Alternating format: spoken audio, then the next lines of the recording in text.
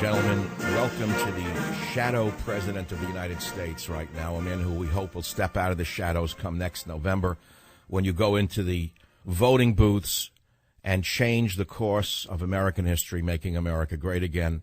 The one, the only, Donald Trump. Donald, welcome to the Savage Nation.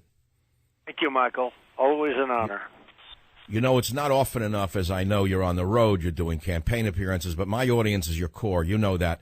We've been with you before others jumped in when they saw you might win. I'm going to get right to the main questions that I have for you, Donald, and they're all realistic. And that is this. I know you appeal to African Americans far more so than the polls are saying. Can you tell the audience why you think you appeal to African Americans in particular? Well, you know, I agree with you 100%. The relationship is incredible. And, you know, one of the polls came out and said I had 25%. That's as a Republican, which would normally have 5 or 6 or maximum 7. And I have 25%. The poll recently came out showing a 25% with African Americans. And one of the announcers said, well, wait a minute. If this is true, that means the election's over. Trump wins automatically. So well, that's why I'm asking you the questions about the audiences that we normally don't think would vote for you. On this show, Donald, last week I said the reason Hispanics are going to vote for you, and I'll say it, I'm not going to ask you, is because, to be honest, and it's very clear, the Hispanic culture is a macho culture. Men don't like reporting to a woman. It's just the way the culture is. And they'd rather have a man than a woman as president. What are your poll numbers amongst Hispanics? Well, we're doing well. In Nevada, we just came in, and we were at 34 or something like that. Number one, the state of Nevada, which is very heavily Hispanic. And Yes. you know, I have thousands of people that work for me that are Hispanic, and tens of thousands over the years that have been Hispanic, and from Mexico and different places, and they're phenomenal people. And you know, they frankly, you know, they don't want people coming into the country illegally and taking their jobs, Michael. So. I know. Well, and the same goes for immigrants in general. You are the American dream. They'd rather have you telling them they can still make it here. You know, Donald, I saw a movie last night called Joy about a woman who invented a mop in the 60s, and she was poor and became rich, and how she had to struggle to become rich in America. No governmental help, no grants, no special things for her. She had to overcome every obstacle. People who stole her design, manufacturers who stole her product. This is the American dream, and I think every immigrant still thinks they can make it. That's why they all come here. Well, I think you're right, and you know, I'm very proud of these numbers that I'm getting out. You probably saw Quinnipiac, which is the big Q poll, or the Quinnipiac poll, just came out like an hour ago in Iowa that I'm leading now in Iowa. So that means I'm leading every state and every national poll, and some of the states like New Hampshire and South Carolina and Nevada. I'm leading by Georgia, Florida. I'm leading by tremendous margins. So we're doing well. I mean, we're really doing well, and people want to see something happen. I hate to say change because Obama used to say they want change, and I hate to use that term because of that. I used to listen to him say change, and, you know, at the time people thought it was a good thing. It turned out to be a disaster. Right. But, not all changes for the better. Donald, here's the problem. The system is somewhat rigged against an outsider like you. As wealthy as you are, you're not part of the old boys network inside the Republican headquarters. We all know that, and they've resisted you from day one.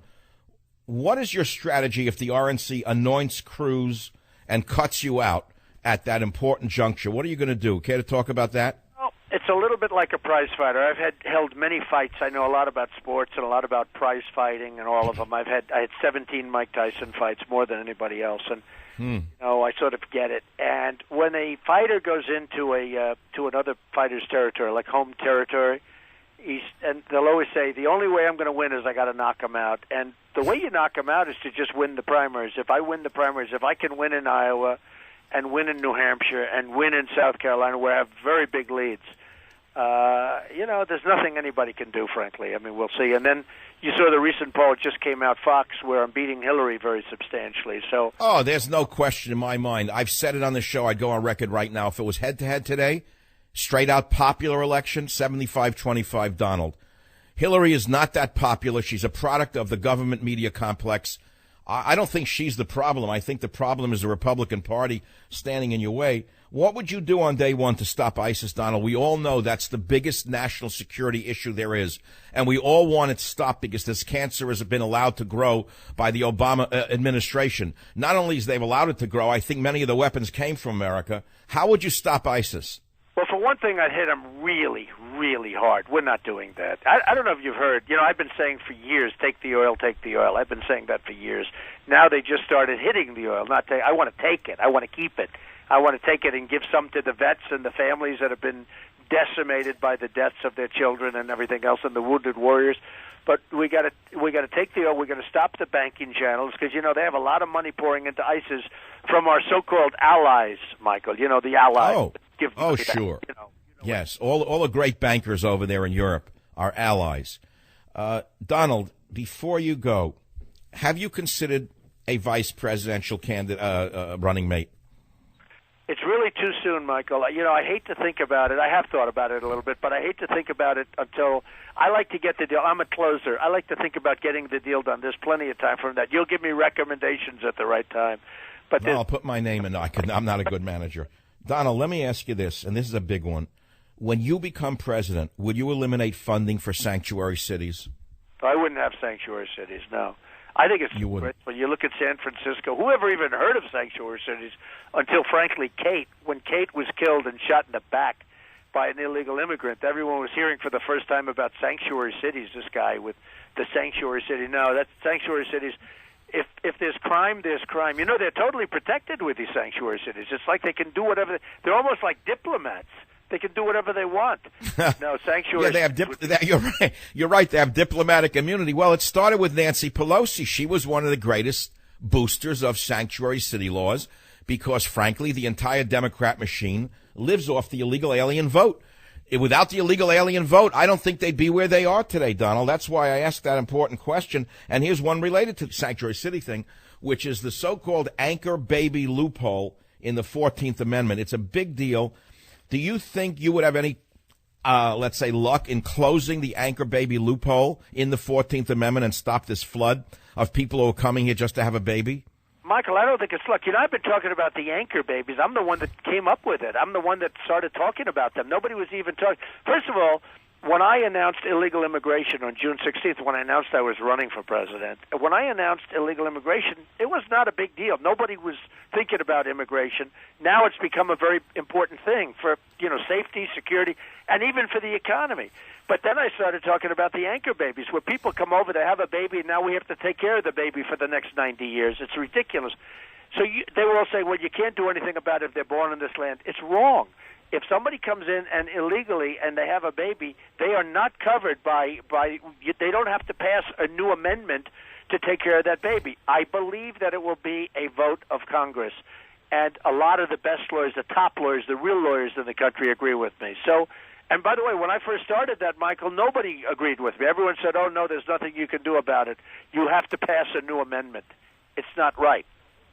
Well, it's a big issue, and I think that if there's anyone who has started the debate about immigration, it's you. Obviously, suddenly the world is talking about immigration. Look what Hillary Clinton did to Europe. She opened the floodgates through her crazy Arab Spring policies.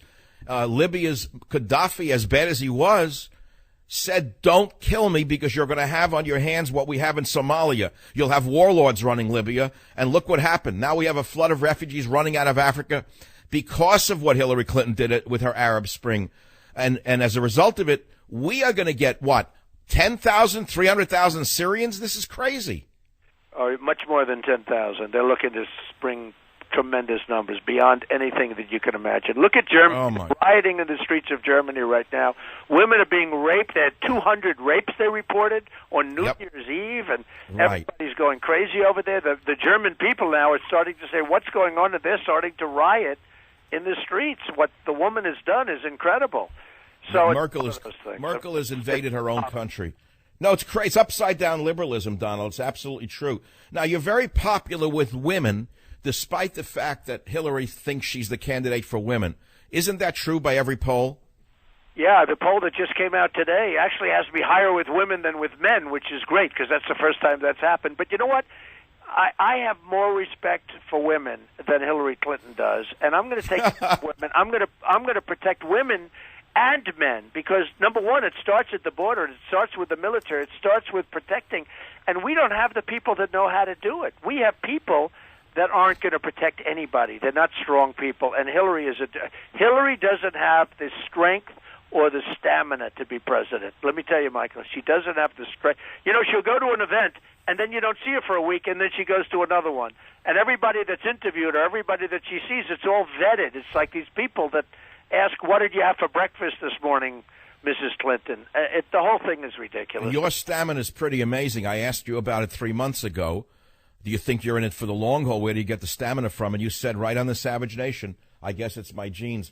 I personally think that it was the air from Alley Pond Park. But, Donald, before you go, and I don't want to take up more of your valuable time, which you can use for seeing bigger crowds in a way all around the country, the capture of Mexico's #1 drug lord is a big deal for you.